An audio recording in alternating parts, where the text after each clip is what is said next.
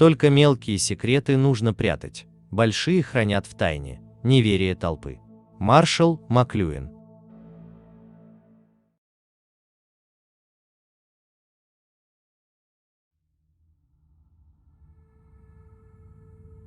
Приветствую всех по ту сторону экрана. Вы находитесь на канале Shelter 923.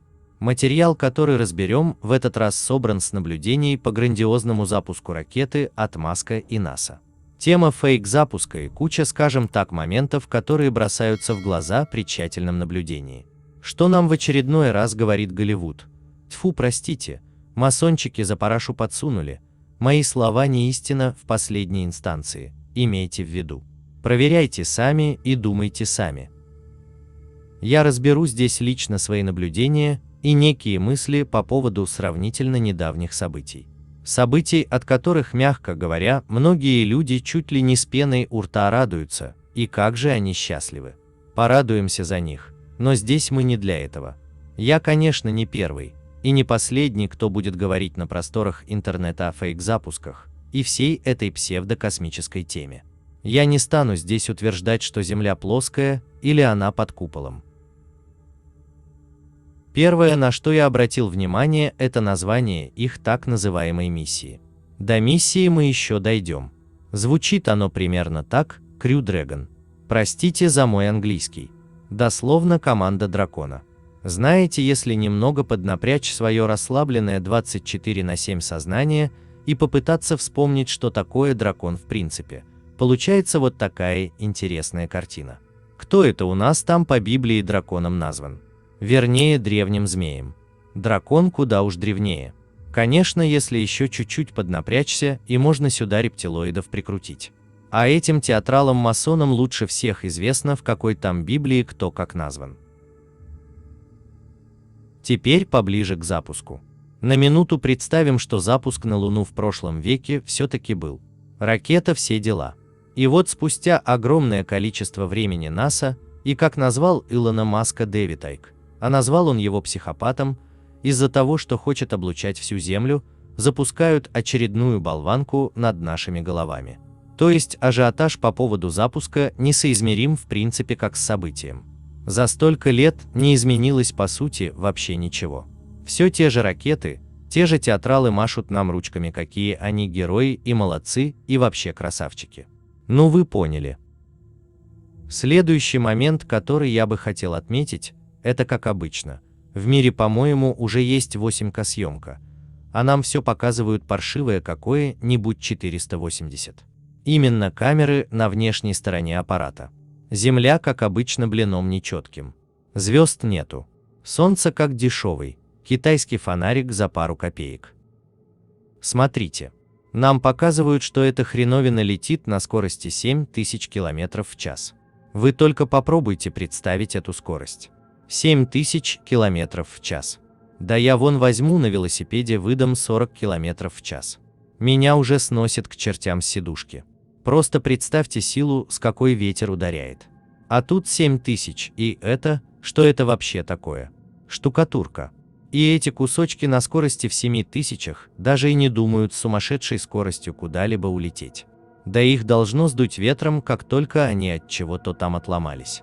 Кто-то возразит, какой к черту ветер в космосе. Вы правы, будь это космос, ведь что-то сдувает эти кусочки. И еще такая хохма. Аппарат стоит многие миллионы, а от него какая-то шелуха отлетает.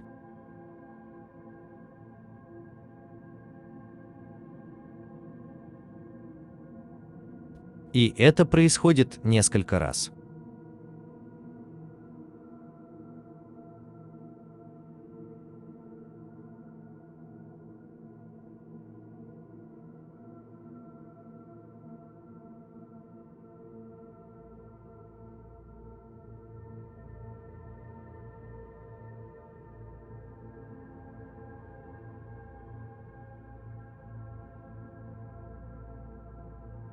В этом кадре очередной кусочек непонятно чего катается туда-сюда, и ему плевать на твои 14 тысяч километров в час.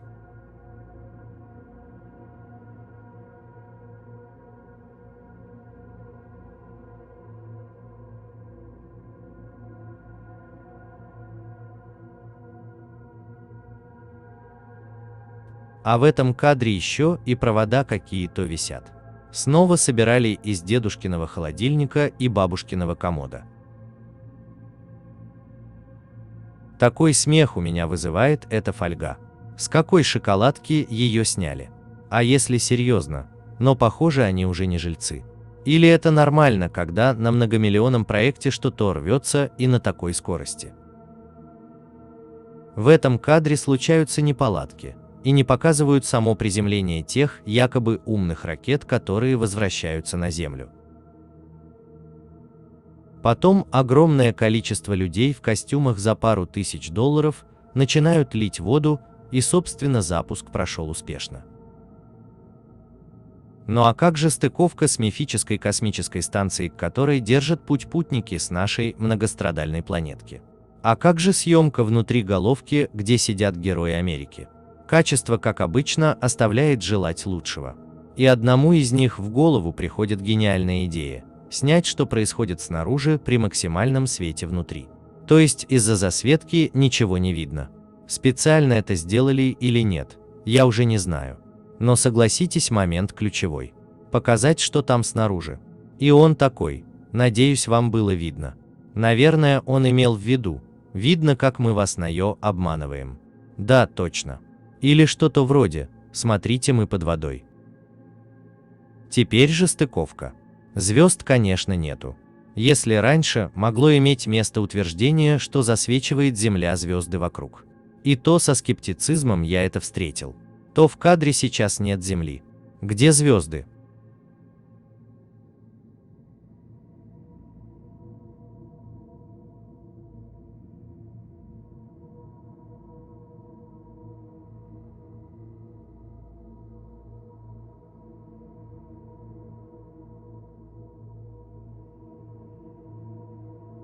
А вот и момент встречи одних театралов другими.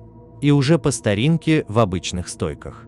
То есть, чтобы вы понимали, они на каждой съемке вот таким особым способом держат свои ручки. Держа запястье или руки под мышками. На любой съемке обратите на это внимание, если вы будете что-то еще смотреть про МКС. Своеобразные приветствия своих братьев-масончиков. Мне нравится, конечно, в кавычках, как многие информационные агентства описали их прибытие на МКС. Звучит этот бред примерно так. Они будут работать. Или они прибыли работать. Неужели эта консервная банка под названием МКС за столько лет не выполнила все, что они там делают? А и, кстати, напомните мне, что именно они там делают. Ответы, кроме дурит людей в комментарии. И заканчивая это видео, смеясь от абсурда.